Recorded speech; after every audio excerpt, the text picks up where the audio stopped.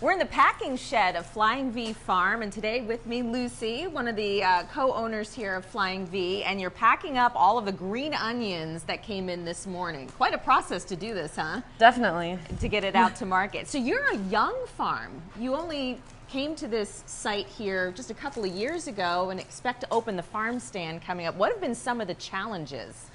Yeah, starting a new farm has many challenges. We've been lucky because we have 3 owners and operate as a worker co-op. So that means that the load of ownership is shared between the 3 of us, which really helps when we're just trying to do everything that it takes to start a new farm. So the business side, the financial side, sales, harvest, field prep, everything is much easier with 3. So the challenges have been just that the work is often more than 3 people can handle. Of course. And so we work a lot, and I think that's common for any beginning farm. Yeah. And a biggest challenge this year was really just the wet spring that came in and held us up for our sales in the earlier part of the season. Yeah, and that impacted your crops, huh? It definitely did. The rain flooded our fields. We have a low valley where we grow our vegetables, so with a lot of rainfall, we had little tiny seeds that were planted and got washed away. Wow. And certain crops that just were flooded so heavily, like our potatoes, that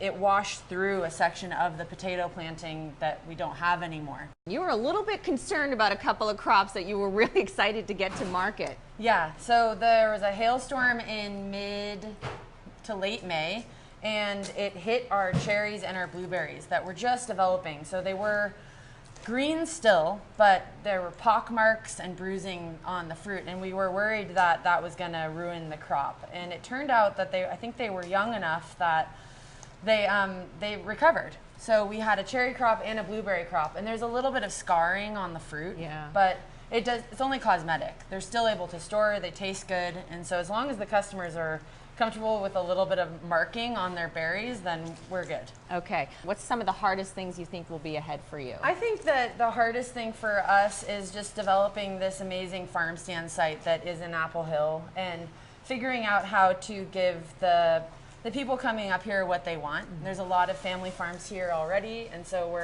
we're just kind of figuring out what our angle is as a new organic worker-owned farm.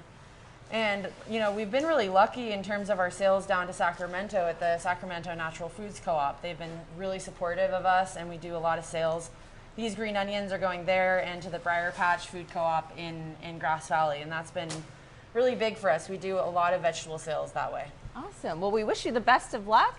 Everything looks fabulous here this morning, and thanks for having us. Thank you.